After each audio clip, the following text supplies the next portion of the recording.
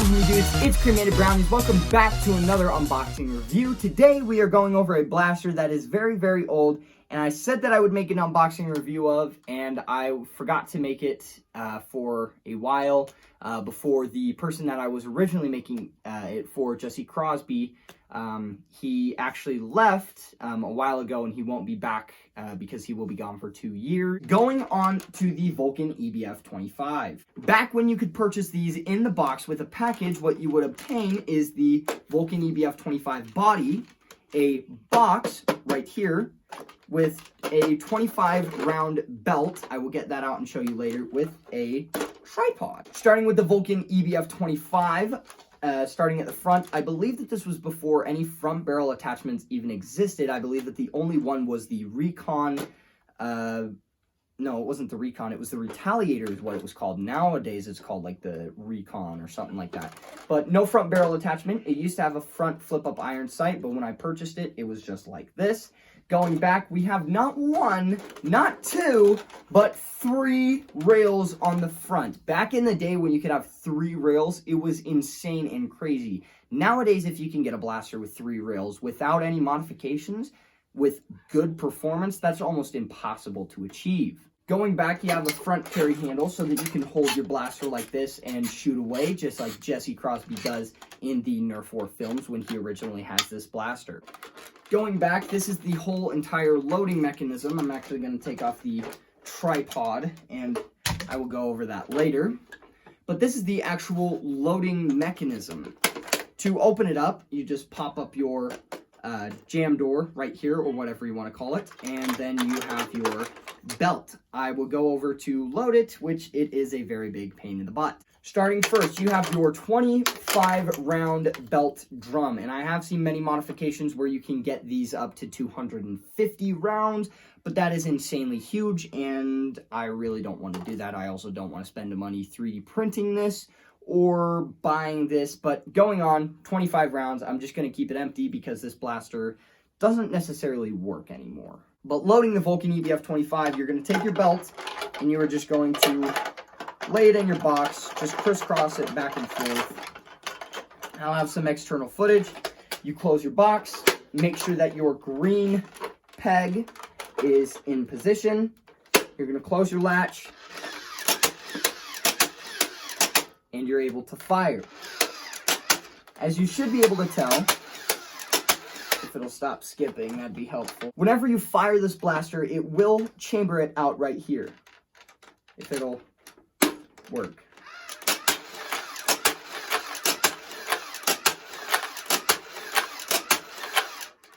Just like that. Now, another really cool feature about this, going back, you have a bolt right here. Now, what would you use a bolt for on an automatic Nerf blaster? Well, I believe that this is the first and only Nerf blaster that is both electric and a Springer. The fun thing about this is if you are out of batteries or dead, or you just want this off, you can prime it back. Oh, wow. And then you can pull the trigger, and that will feed it through, just like so. But this will get very tiring very quickly.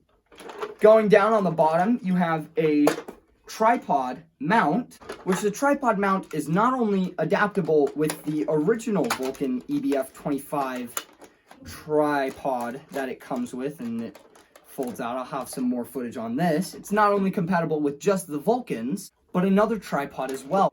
For those of you that actually know, this is a RhinoFire tripod. The question has always been in my mind, can a RhinoFire tripod work with a Vulcan, and can a Vulcan work with a RhinoFire? Well, now I actually have a RhinoFire, and I tested it, and yes, it does work. RhinoFire review will maybe come out. The blaster currently doesn't work. So, continuing on with the Vulcan. Going back, you have a sling mount right here, which can and will correspond with the front sling mount. I believe that when this blaster came out, it did not have a belt with it, but I have no idea because it's been like 12 years since this blaster came out. Going back on the bottom side, you have a battery tray right here, and this takes, I believe it is 6 D-style batteries, and I actually replaced the batteries just before this review, and you can already tell from the performance that this blaster is dying, and it is not the batteries. Sad day for old blasters.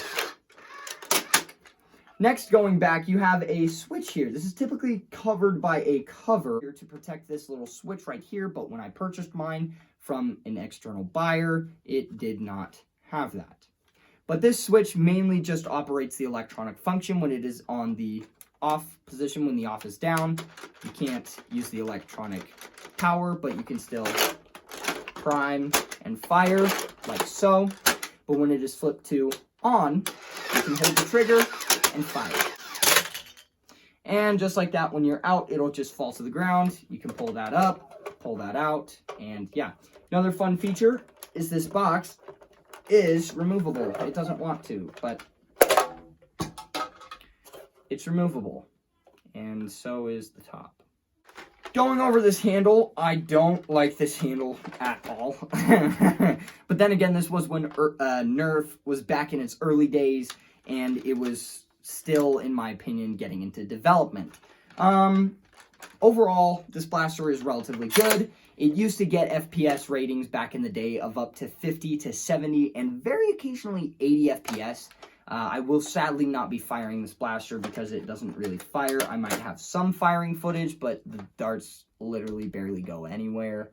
But that is the Vulcan EBF-25. These are super, super rare to get, and prices for these have skyrocketed, whether it's on KSL Classifieds for those in the Utah, Wyoming, Colorado area, or whether it's on eBay, and I believe that you can actually get it on Amazon. Amazon is the cheapest, but eBay, these are like $1,000, and not literally, they're like $100.